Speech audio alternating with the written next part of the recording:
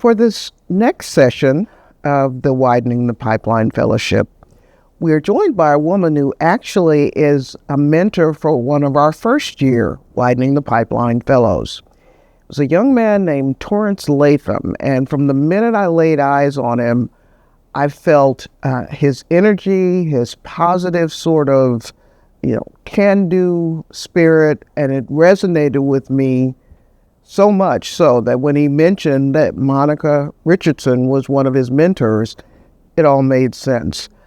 I have heard Monica Richardson's name throughout all of my years of being a journalist, working for the Detroit Free Press and Night Rider Washington. And everywhere I went, when people talked about the leaders of journalism, her name was always amongst those names. And interestingly enough, Torrance was on the team of journalists who covered the Surfside condo collapse in South Florida, which won the Miami Herald the Pulitzer Prize. And of course, the person at the helm of the paper at that time was Monica Richardson. We are in the middle of a pandemic, no less. In the middle of a pandemic, no less. But today we are triply privileged to have Monica not only come and talk with us about her career, about the state of local journalism, but also because Monica is the 2023 Benjamin C. Bradlee Editor of the Year for the National Press Foundation.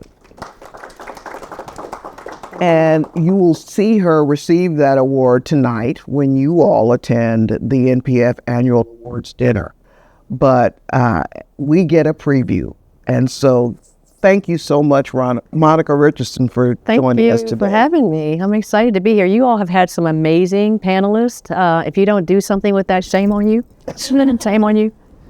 So there's so much that I want to talk with you about, again, being sort of adjacent to you all of these years and finally getting the chance to sit across from you is wonderful. But let's have you familiarize the journalists with your journey and where you started and where it all began for you. I started my first newspaper in middle school. I am doing what I've always wanted to do. I never saw myself where I am today. I always just saw myself as doing great journalism. I didn't go to Northwestern, and I went to Old Dominion University and majored in English. But I was that kid that went to the Dow Jones High School journalism workshop and every journalism and writing program you can imagine all through middle and high school and college. And I started my career in small newsrooms. You all will hear this theme. It sounds like you've already heard this theme. I started in the small newsrooms and worked my way up.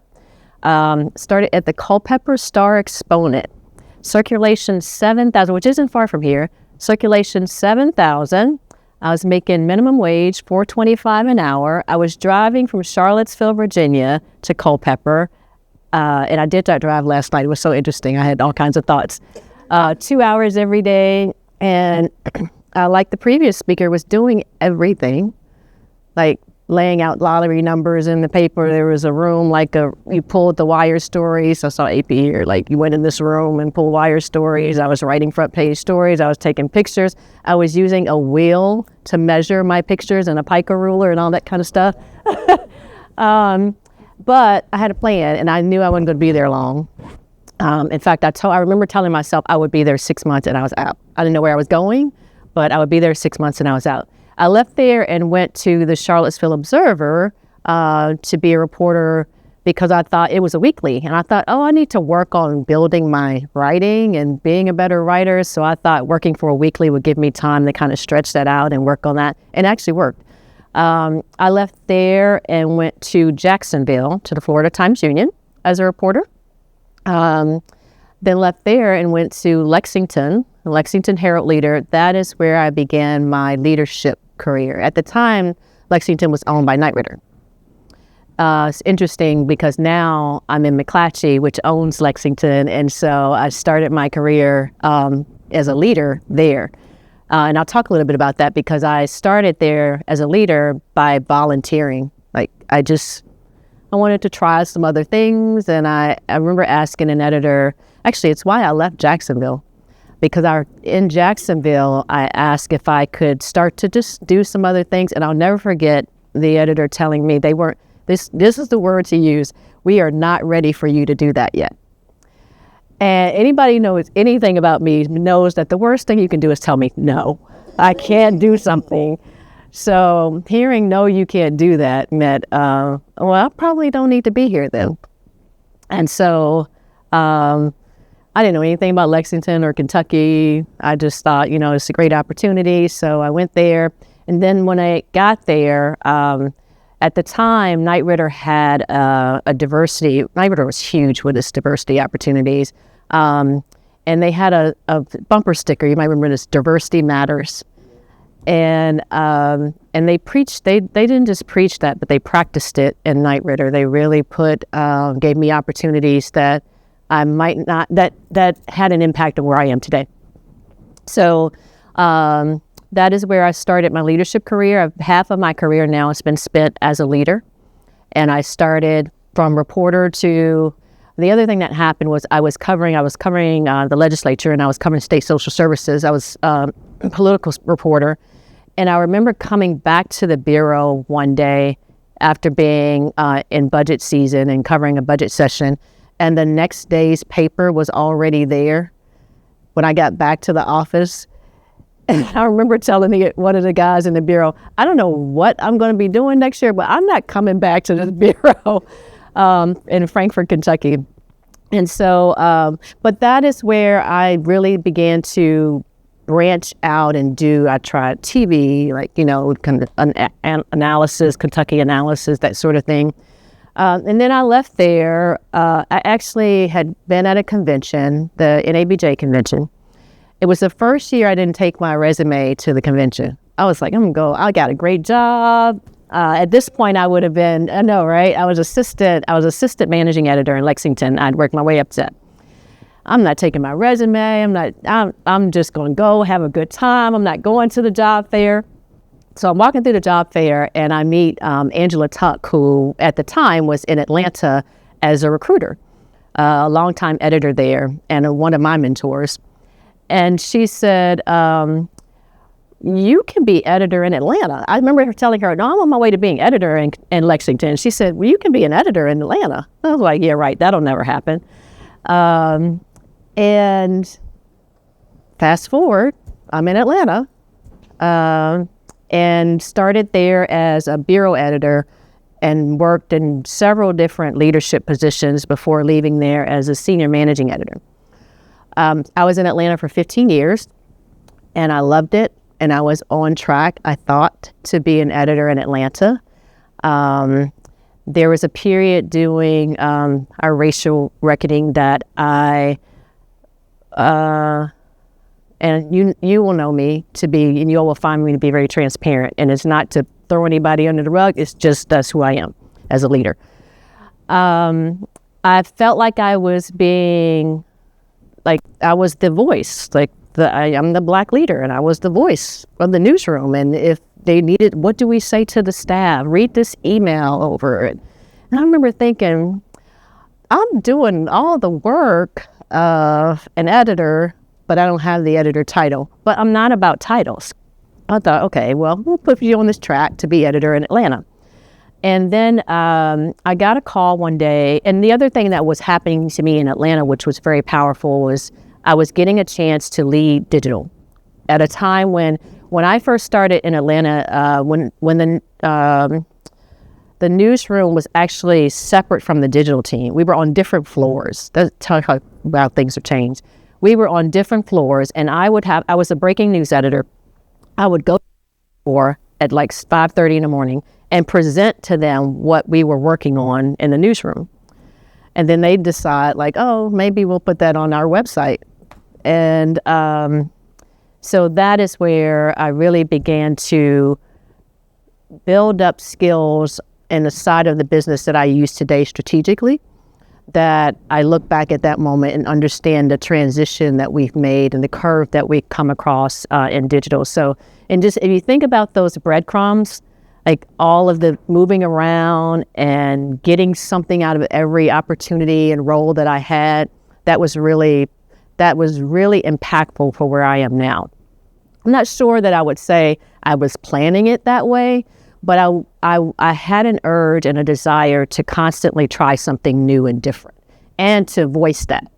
'Cause a lot of people, I think, say, oh, I would love to do that, but they never say anything to anyone. So I was in Atlanta for 15 years, and then I got a phone call from someone in McClatchy who I thought it was like an industry conversation. They just wanted to know what you're doing in Atlanta, because a lot of that happens. I was not looking for a job, and the person who called me said, I'll get right to it. I want you to be the next editor of the Miami Herald. I was like, whoa, I didn't think that's what this was about. In fact, I'm usually dressed up all the time, like no matter what. That day, I literally was dressed like t-shirt, and it was a week, right? It was a Friday afternoon. I'm thinking we're just going to talk about what's going on. And I said, okay, I'll think about that. And I was like, no, I love Atlanta. My daughter's happy here, and no, I'm good. And she called me back and she said, have you lost your mind? You know what I'm offering you? And it was the same thing that happened in Atlanta. Like, what do you mean you stay in Lexington, Kentucky and not come to Atlanta? It's like, well, I'm happy, right? That was more important to me. I wasn't the person chasing titles. But then I started to think about how the other thing that's really important to me is that every move that I make, I wanted to go to a place where great journalism was happening. That's what I was about. Is there great journalism happening in that newsroom? The Miami Herald has a reputation for powerful journalism. And so that was the thing that got me. It wasn't so much well, I won't lie, like, wow, it'd be cool to be the editor of the Miami Herald, but I didn't think I would. It wasn't an aspiration necessarily. I wanted to know, could I have an impact in that community? And I didn't know a lot about Miami, but I believed that I could have an impact. So I started, before I even talked to them about the job, I started a little bit of research about what was happening in Miami, in the community, and realized that I could have an impact, but I'm not sure it was the impact they necessarily wanted me to have. The other thing that was happening at the time is that there was some scandals of things that had happened in the Miami newsroom. And I knew the editor there, Mindy Marquez, who I had known for about 20 years, actually. So we had a great conversation about why she'd left. You know, that's one of the things you realize as you're transitioning in somewhere, you always wonder, well, why'd she leave that? And we'll get to that too. What's going on? And so she was very honest with me about what was happening there and in McClatchy and in the community. And so I felt I've also made moves based on purpose, and everything I do very intentionally. I don't just go because there's an opportunity, right? I'm very intentional about what my purpose is in that place or in that season or in that moment. And so I realized that I could have an impact in the Miami community.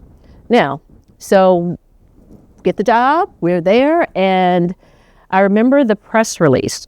It sent me the press release, and the press release headline said, Miami gets its first Black editor in 118-year history. I was like, that's real great, except I'm not just a Black person. Like, I got some skills, you know. I'm coming from Atlanta as a digital editor. I'm a senior manager. I have some skills. I'm not just, and the whole press release basically said, like in the bottom, it had like a paragraph that talked about my skill sets. And I thought, and I got into this big debate with them about why they believed it was important for the community and why although I understood, didn't want that to be the headline necessarily. And then it took my dad, who reminded me that it wasn't about me. It was about the community there. It was about my daughter. It was about all the little girls who would want to be in my place one day. And so it was important. It was important for, you know, a man who grew up in the civil rights movement, and like, it was a big deal. And so it just kind of triggered something in me that, yes, you talked about ancestors earlier. Like it wasn't, Monica, your skill set is important, yes, but your purpose, get back to the purpose. You'll be able to tie the skill set with your purpose once you're there and begin to do the work.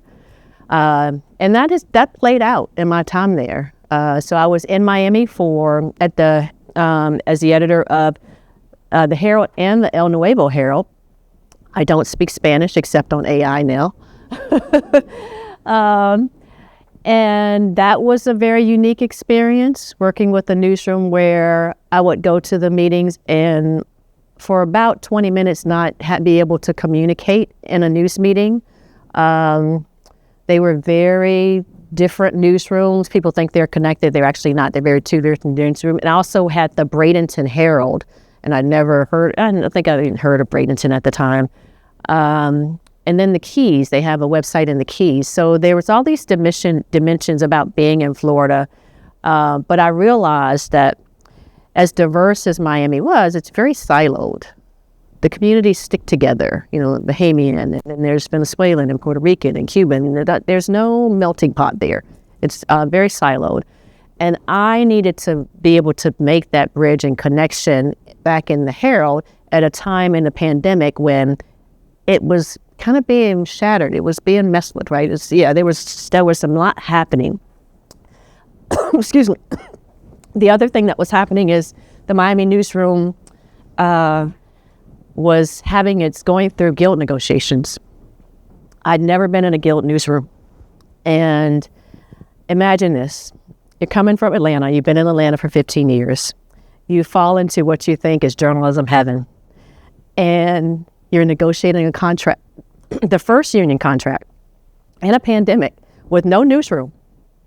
We were not in a newsroom. I was not in a newsroom for 2 years. I'm meeting my entire 150 reporters and staffers all online, some whom today I probably still have never seen in person. And navigating that. And then it was like, it wasn't just Surfside happened, but there was the Cuba unrest. There were so many big moments happening. And I'm a single mother. And so there was that little thing. And I'd landed in this place that I'd never been in. I thought, what have I done to myself? But I realized that I had a purpose there. And we began to see more communities of color on the front page and online. And because I gave people permission, actually people in the newsroom permission, do that story. That's coverage we need. Yeah, it's okay to create that beat. It's incredible. Yeah, it's okay to hire that person who might not have quite the experience that this other editor is bringing from whatever big organization they might. Think about also, these were the things that mattered. As much as the journalism was important to me, because that is what I am in my core, a great journalist. If you could take me out of any newsroom, I'm always going to be a journalist.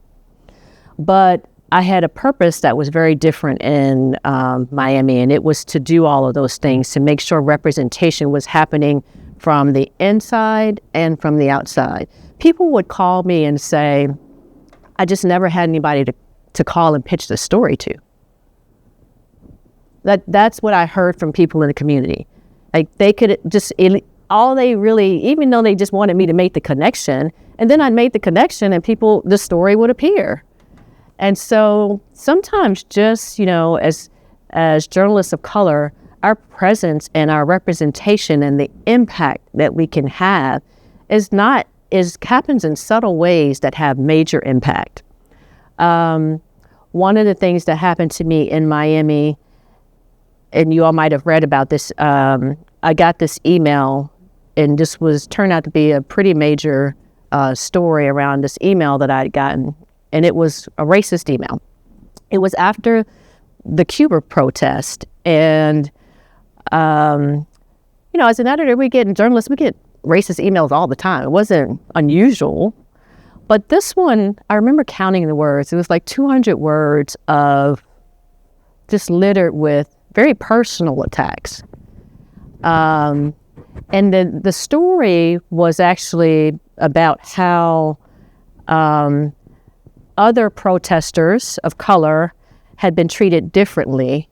It was okay for one group of journalists of color, but not okay for another group of journalists, people of color, I should say, to be protesting. So that's what the whole debate, it was DeSantis, it was a whole debate around that. So that's what the essence of it was. But this email was very personal. It talked about my family. It talked about, it ended with, can I use a curse word? I won't. Yes.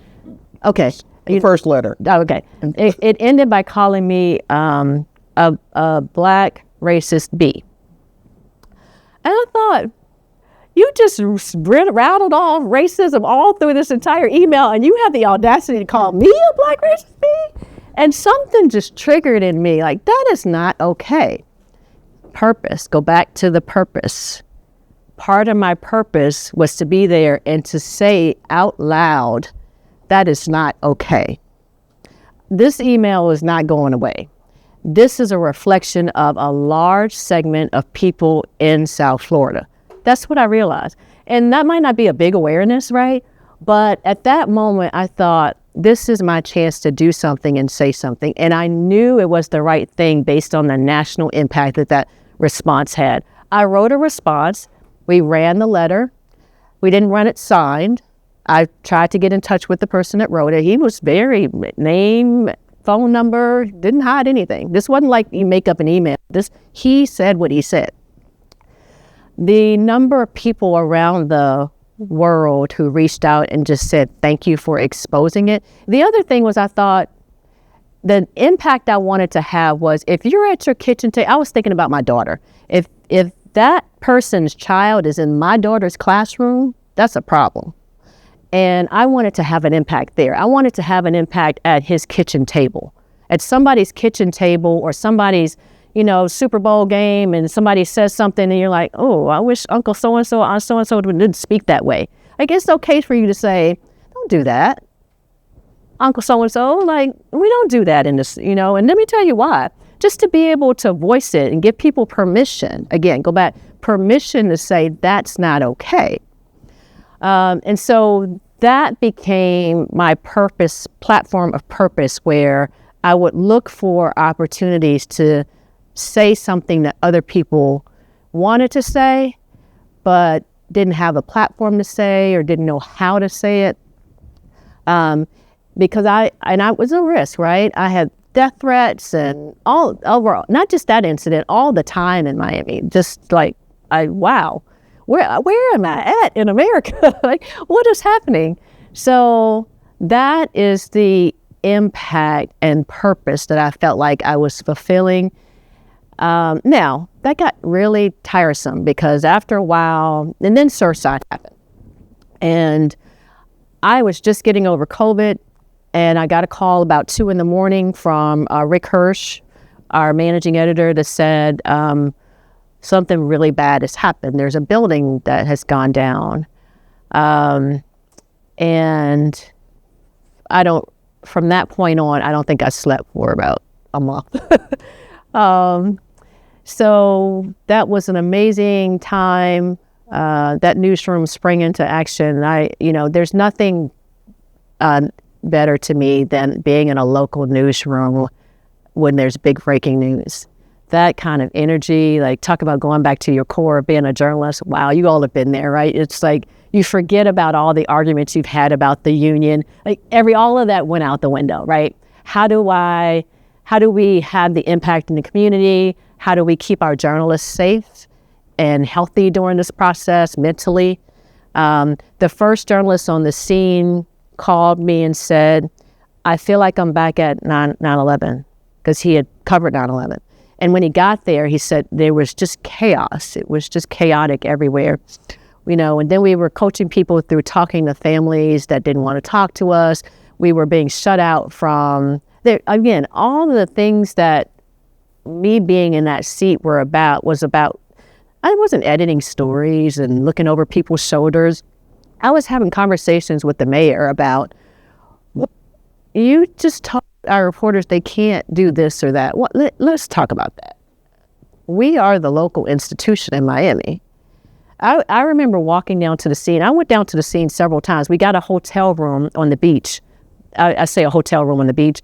It was like the trashiest. It was, we just needed somewhere for our journalists to go be safe, get some water, get something to eat. People were like sending pizza from around the world. Like, we had sending pizza to your newsroom.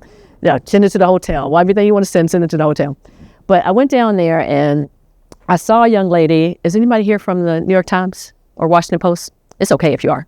But I saw a young lady from that's either the Times or the Post, and she had on a T-shirt because she had her T-shirt on. And I said, I stopped and I spoke to her, and I said, what are you doing here? And well, of course I knew what she was doing there. I said, what are you working? I said, what story specifically are you working on? And she was like, she didn't know who I was. And she said, they told me to come and make sure that I told her, I said, I'm a journalist too. So we kind of, and she was a young woman of color. So we kind of struck up a conversation. She said, they told me to just make sure we don't get scooped by the Miami Herald. And I said, I'm from the Miami Herald. And she, poor thing. She's probably still in therapy. I know. But I gave her my card. I said, if you're ever looking for a job, let me know. Always recruiting too. So, and that was like powerful for me. Like, and then I started to hear from people, other editors, like, like in the New York Times budget meetings, they're saying, what did Miami have today? I was like, look at this shit, right? I did it. I did it anyway. I'm sorry. We can bleep you out. Okay. Sorry. So it just was very moving to me, right? But there were so many parts of that story that were so important. My voice, our journalist voice, making use of my job as a leader has always been to make room for people to do their best work. That is my mantra. As a leader, you make room for people to do their best work. If you don't have a leader who's helping you get your best work done, you need to think about that. So that was my mantra, right? What barriers can I remove? Whether it's external in the community or politics or whatever, where do I need to position myself to make sure that, one of the things we did was we hired an engineer, an independent engineer, because we had a lot of people come to us like local engineers. I'm like, no, y'all are part of the problem. Like that building, you're part of the reason that building went down. So we hired an engineer out of state to help us look over the information and the data. Because as you can imagine, they were giving us blueprints of the building. Like as a journalist, and I'm going to talk about this too, your job is not just to write stories anymore or take pictures. Like you have to be multi-dimensional right now to be, I don't want to use the word successful, to compete. You have to be willing to be multidimensional. And our investigative team, they weren't just digging through records. You had to be a lawyer. You had to know like legal. I felt like I had lawyers in the room, and I had engineers in the room, designers in the room. And as designers in a sense that they could look at the blueprint and look at the pool and figure out where the garage and where the water was coming from. That's what the reporters were doing. They weren't just asking questions. And so they had to be, and you have to be multidimensional. Now, fast forward to where we are today, you add in things, the AI and the tools that are available. You all are, and I say this in a very positive spirit, but there's no excuse for not getting a good story right now. There's no excuse. You have the tools to be exceptional in your work. It's whether or not you take advantage of them and look for them, whether somebody gives them to you or not, right? Because you may be in a situation where somebody's blocking that or somebody else is doing it. I got to where I am because I saw somebody else doing it over there, and I went over there and said, what are you doing? Like, what's going on over here? Oh, you're reading what? You're doing what? You learned what? What tool is that?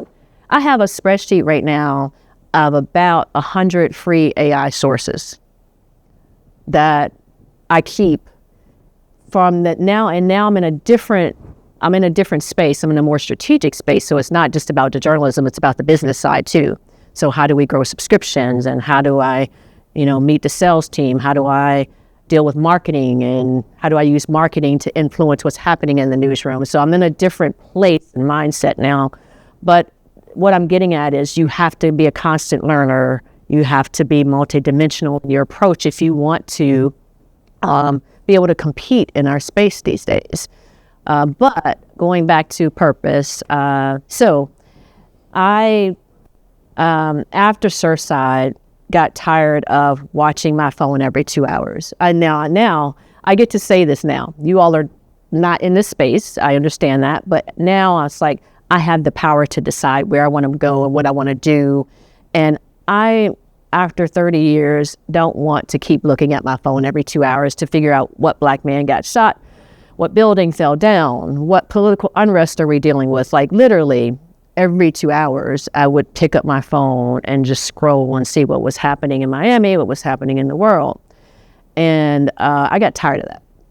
I got to the space in my career. I was like, yeah, I think I'm good. I think I'm good with the breaking news. I got that out of my system, even though I never like what happened in Kansas City. Kansas City Star is one of my news organizations right now. So at that point in my career, I'm getting somewhere with this. No, girl, keep talking. At that point in my career, so I've only been in Miami for 2 years at this point. But remember, I just talked about everything I'd gone through in that 2-year period. Like I felt like I went through more in 2 years than some people do in 10 years in their career. We signed the deal on the contract after Surfside, like impossible. Then there was, the Pulitzer happened. And so I thought, okay, I got my Pulitzer, then go do something else, fly off and sunset or something. And so opportunities start to come. And I thought, yeah, I want to do something, going back to purpose. I want to do something very meaningful, right? But in a less stressful environment. I will never leave journalism. That's not happening. I can assure you that. Because that is what I got into this for, to change communities, to build communities, to have people be seen who aren't seen. I think Torrance agreed with me on that, talked about the mentee.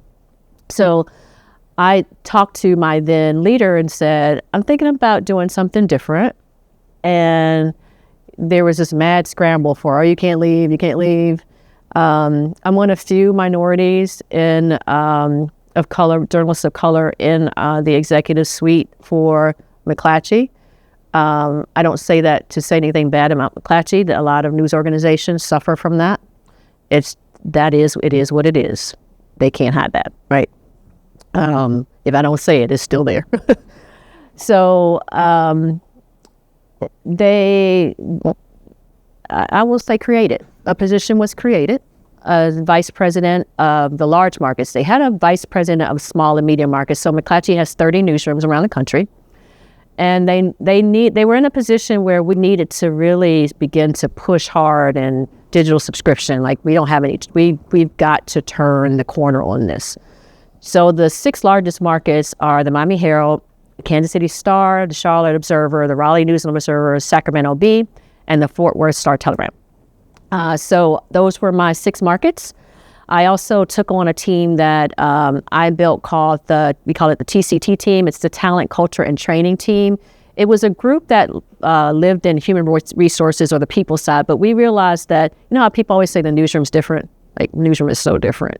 So we said, let's lean into that instead of keep saying the newsroom's different. Let's take some people from the human resources team and attach them to news and focus on culture in the newsroom and focus on training, focus on retention and recruitment, very specifically to what the needs of our newsrooms were, because we realized that that's a connection to how successful we are in the journalism, right? Like there's a 360 in this. You don't separate like there's a culture issue and then we want great journalism. You got to have a good culture, great journalism, serve people, all of that. The 360, right? And then that leads to subscription growth. Honestly, like it's connecting the dots. So the TCT team, the 6 newsrooms, then I began to take on in that year that I have been in this role, research, how we're doing research in the newsroom is, and how that impacts, how much somebody will pay for a subscription, all the things we do with research.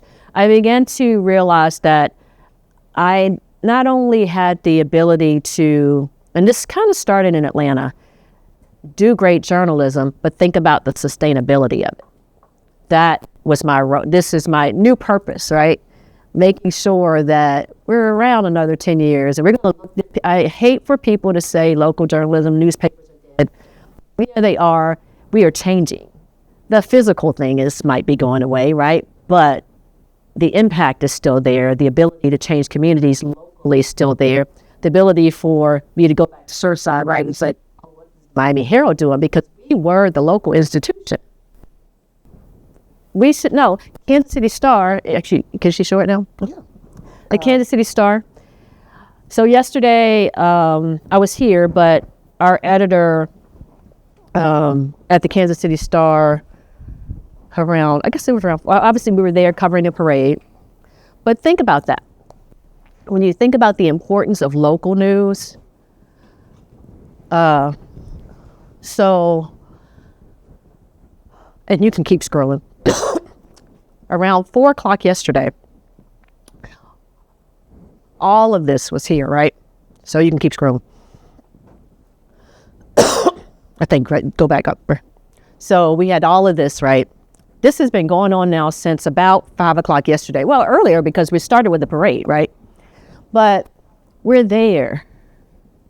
Now, I always tell the newsrooms, local newsrooms, one thing I wasn't going to happen, as much as I love New York Times, Wall Street Journal, all the national Washington Post, USA Today, as much as I love them, they are not about to come into my backyard and steal a story, period. That goes back to the journalist in me, right? They're just not happening. You're not going to come into the local market and steal something. So we need to be on it. And when I went to the site yesterday, I was here and I was like, oh, we're on it, right? This is what we do well as the local newsroom. What we do matters. Now, I would never tell anyone that we have people in our newsrooms who start their careers at the Miami Herald. I started in Culpeper, right? I wouldn't trade my experience for anything because all the breadcrumbs got me to where I am now. But we have people who come to us. They've done their internships at the New York Times. They've been all the big places, right? But when you get back to local and the importance of local journalism, it will always be there. It's not going anywhere. It will look different. What you do in your roles, if you're at a local organization, it's going to look different, but it still matters. These are the newsrooms that are having impact and creating change in their communities. And what we realized on the strategic side is we had to lean into that. We're not trying to compete, although the journalist in me is always trying to compete with the New York Times. We're not trying to, but locally, right? We're not trying to, as a business, compete. We have to own local. And we have to change and always be there. So we were there for the parade.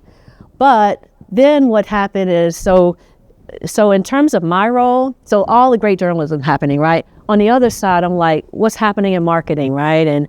And how are we showing up in the space of our B2B side of the business, right? There's all this like business strategy happening too.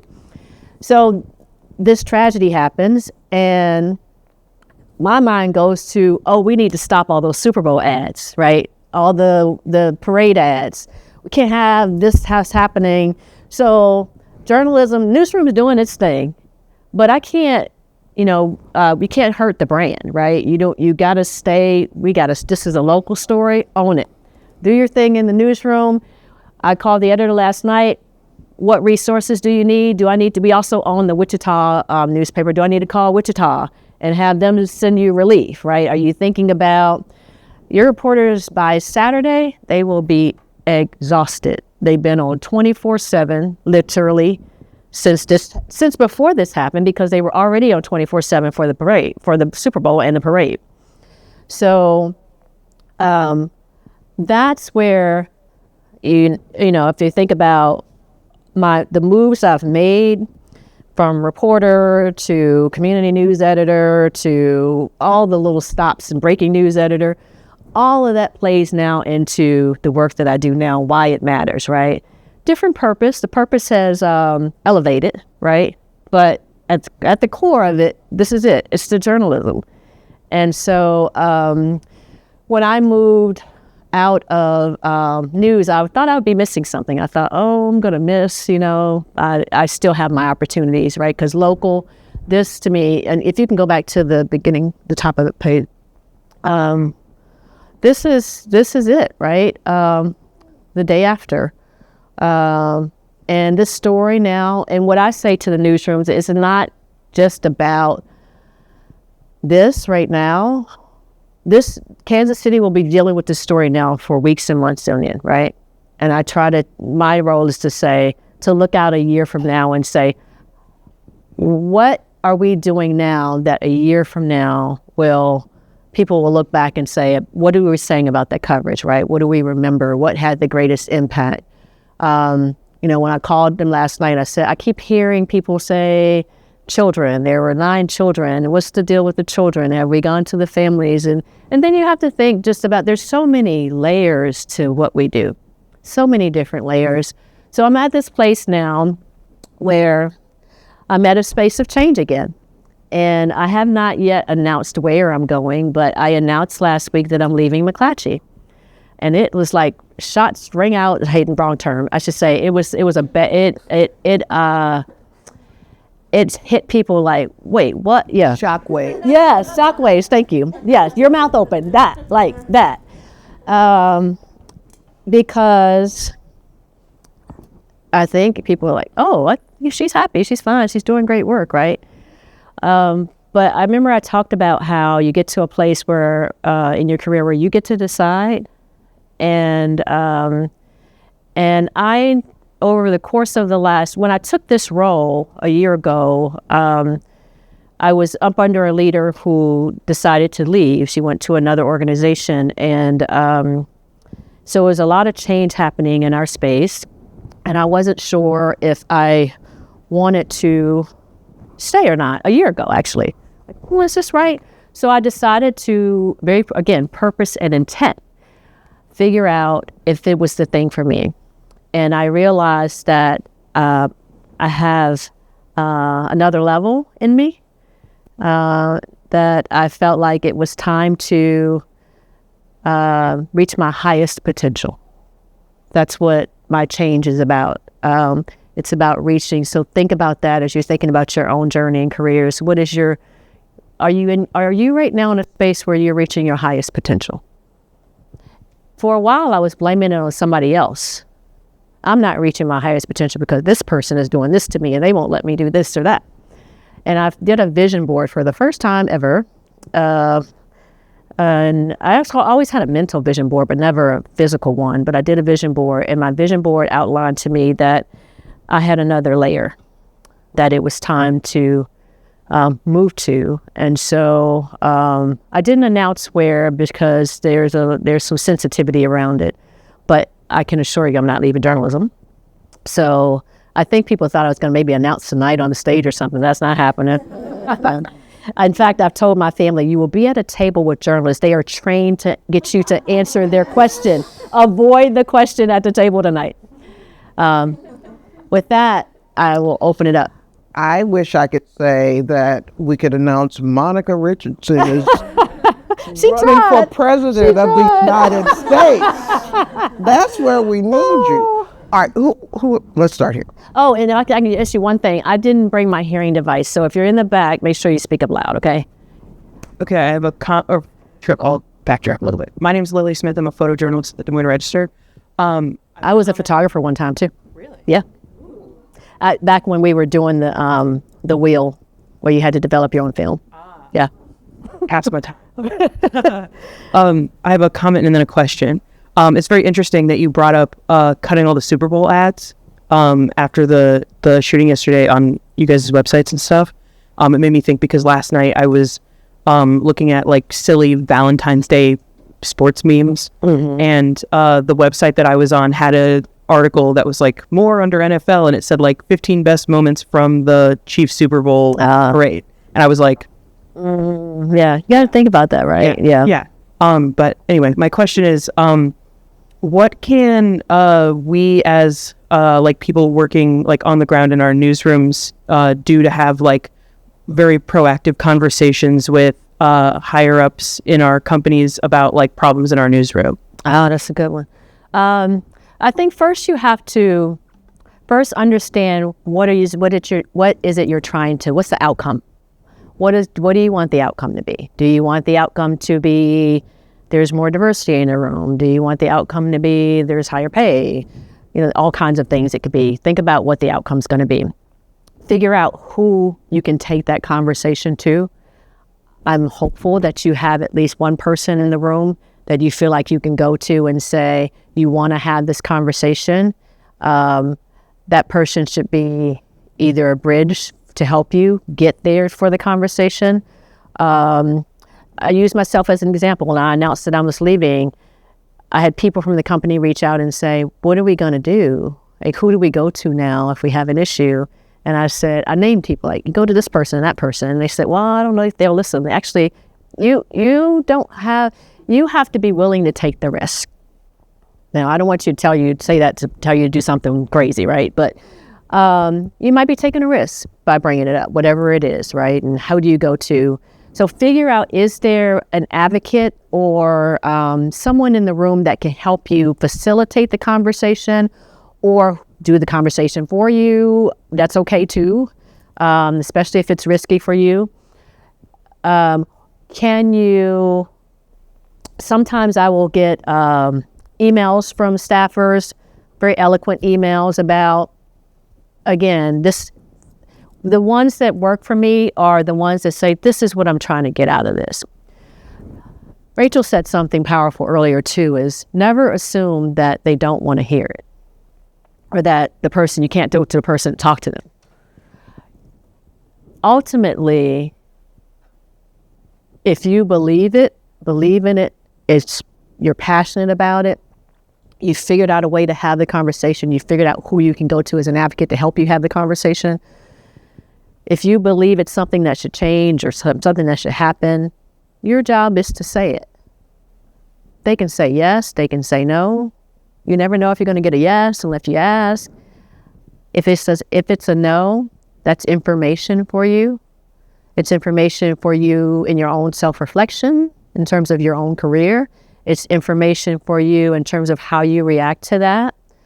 Okay, if we can't do that, can we do this? Like, that's why you always got to be thinking about the outcome, right? So what are the paths to get to where you are? Some people will come and be like, it's this way, that's it. That's all. I don't want to talk about anything else. That might not work. So you almost have to think strategically about it. Have a plan.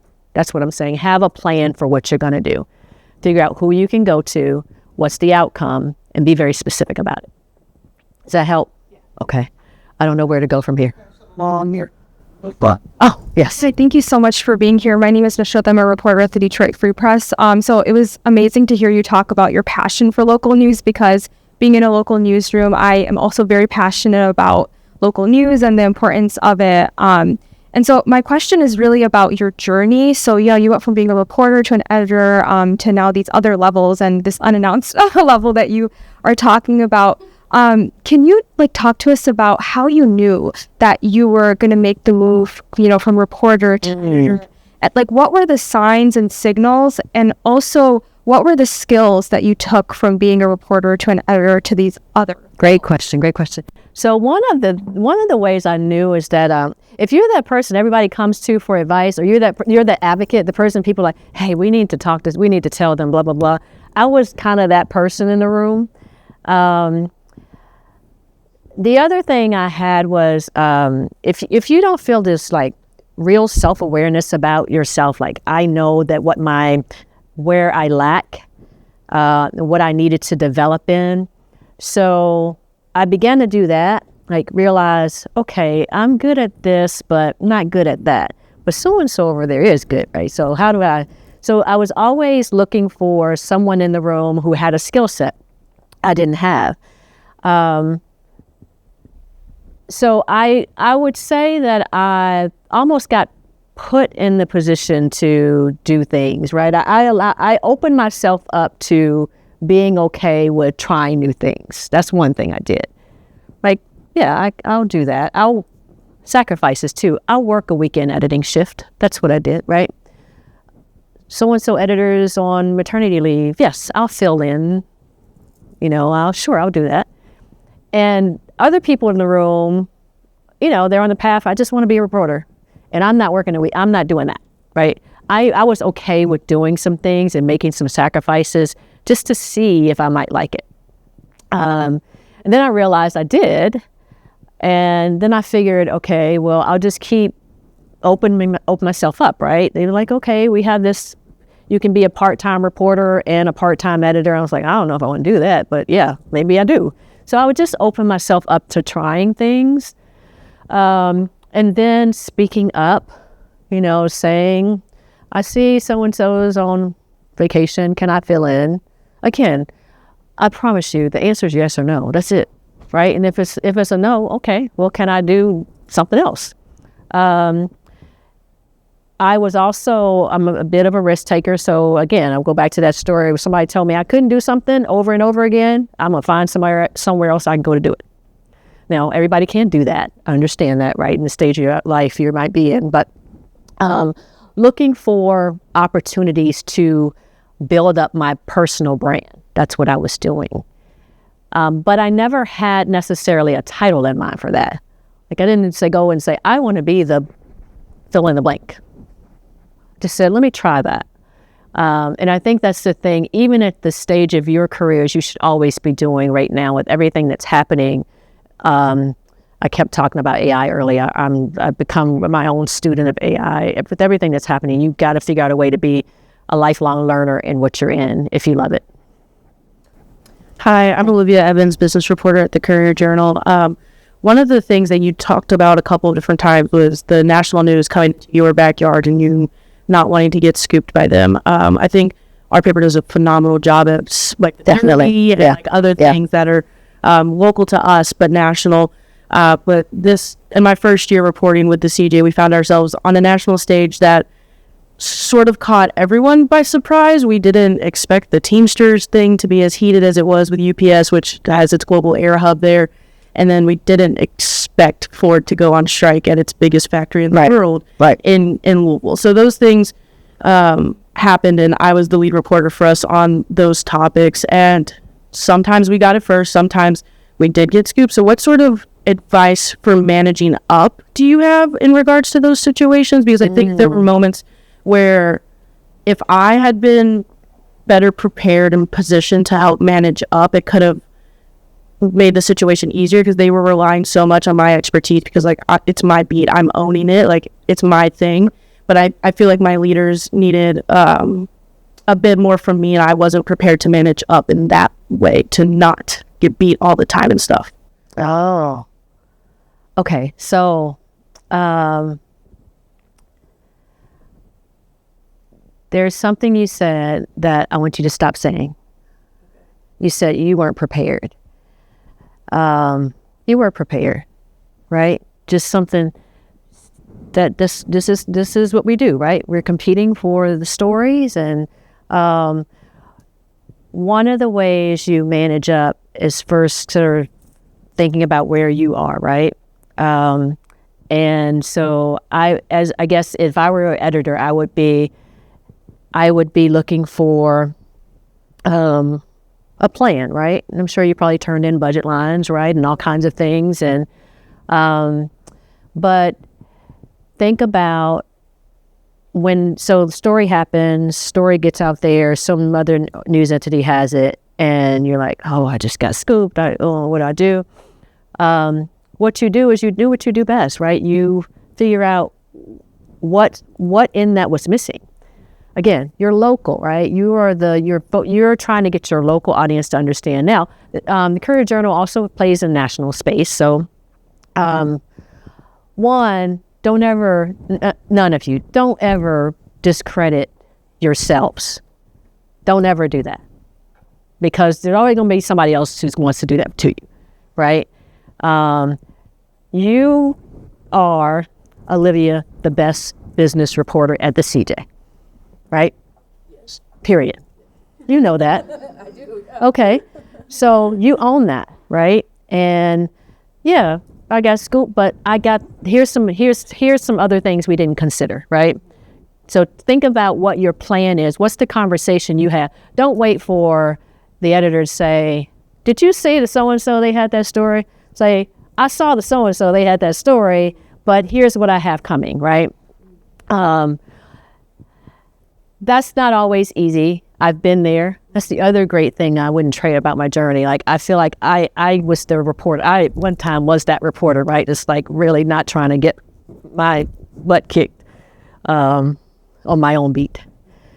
Have a plan, and don't ever discredit your ability, even though you get scooped. That's not what defines you.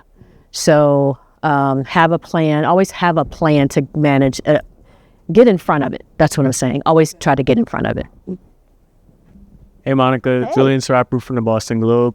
Something you said earlier is that you wanted to have an impact in Miami, but you weren't sure it's the impact that they wanted you to have, right? Yeah. So I wonder if you can clarify, one, what that impact was, why they didn't want you to have it, you thought, at least, and also, how do you do things like that? How do you go into a space when the people who brought you in might want one thing from you, but you know that you need to have a different type of impact? How do you navigate that? I think that the leader at the time wanted me to bring what I knew and did in Atlanta, right? When it came to digital growth, and I'm not sure she saw it's not her responsibility. I'm not sure she saw the purpose-filled piece of it that I believed I was bringing to the community. I think she saw it after I got there, right? The impact. And when you said, how did I do that? What do you mean? How did you go about that? If somebody wants you to do one thing, right? Oh, yeah. How do you navigate? Yeah. That's a tough one.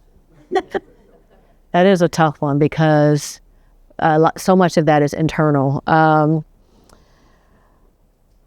I would say, well, one way to do it is if you have mentors, you should all have mentors, right? Like, I hope you have a good mentor or tour. You should have, I call it my personal boardroom table, people at my personal boardroom. I think you have to practice that, and you practice that with your mentors. I had some conversations where by the time I got to this stage in my career, I won't say I didn't care, but like, yeah. Not that I didn't care, but like I knew, right? My purpose is here to do great journalism, but then I realized there's all this other stuff happening, and so I didn't go and say, "Oh no, I'm not doing that. I'm gonna do this instead." It was never that. It was never like that, right? I obviously had a boss, and I worked for a company. And I worked for myself, so I just reconciled the fact that if there were things I needed to do outside of what was happening in the day-to-day, I might just practice that or lean on mentors as like, hey, I need to figure out how to navigate this. So that's one thing I guess I would suggest is you can navigate that space with some of your mentors if you're trying to figure that out. And I'll tell you this, I'll give out my email address. I'll give out my personal email address too, since I'm transitioning from McClatchy March 4th. But every time I do that, there's usually like one person out of 20 who will actually follow up. So we'll see. So if you don't get your question answered today, you can follow up. Are you able to join us for lunch? Yes. Yeah, I can stay for lunch too. Go ahead. I think you just handed out a challenge. But I'm Sarah Lashishi. I cover energy and the environment for a paper in paper in West Virginia. It's kind of my question's kind of a follow-up to Lily's. You were talking about how to kind of facilitate conversations in the newsroom, sometimes difficult ones. We're going a step like beyond that. What's the process, or how do you kind of navigate, you've had that conversation potentially and it's not clicking. It's not changing. It's not clicking. It's not changing. It's just not clicking. Mm-hmm. They kind of still double down. And at what point do you keep pushing or like trying to have that conversation again? Or do you just kind of leave it? And get what you can and then figure out your next steps? Like, at what point do you try to make an impact?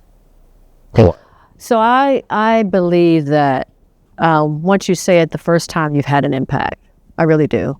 You might not see change right away, but I think if you said it to the people you think need to hear it, then you've kind of done your job. Like, and then if there are other things you feel like you can do to have an impact, maybe you can, but there comes a time, I guess you have to decide for yourself, is it worth going that far?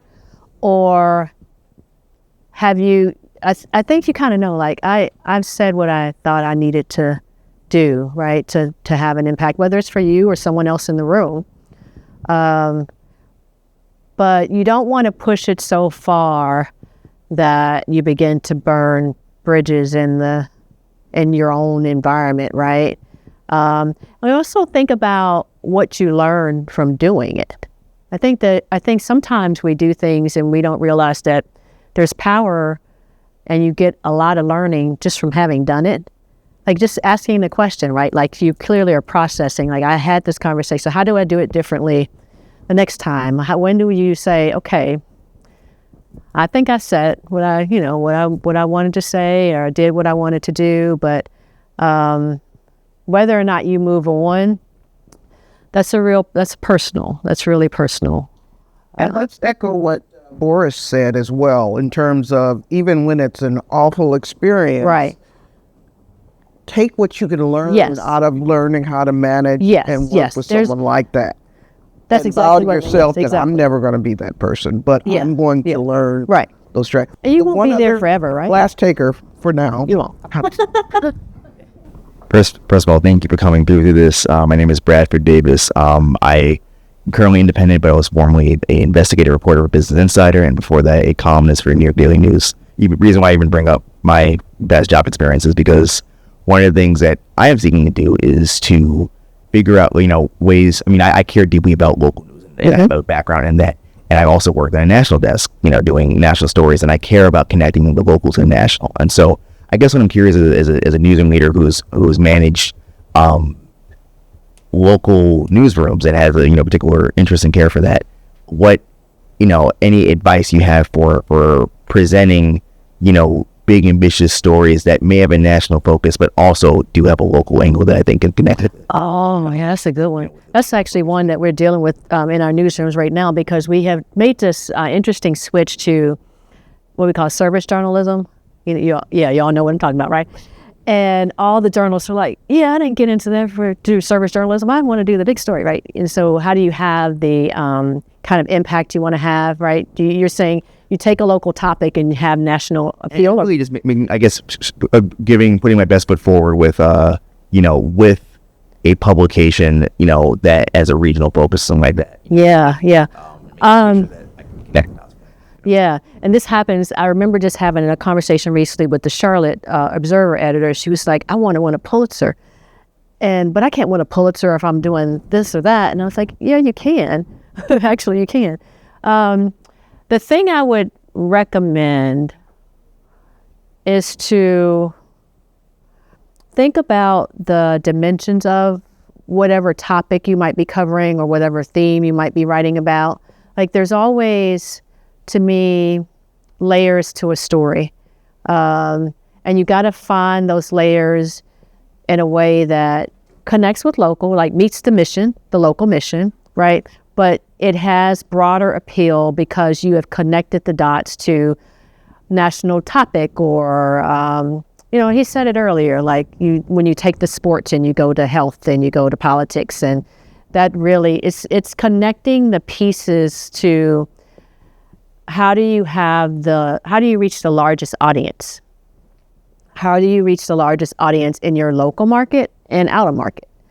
And I think you can do those two. If you have the right topic and theme, you can bring those two things together.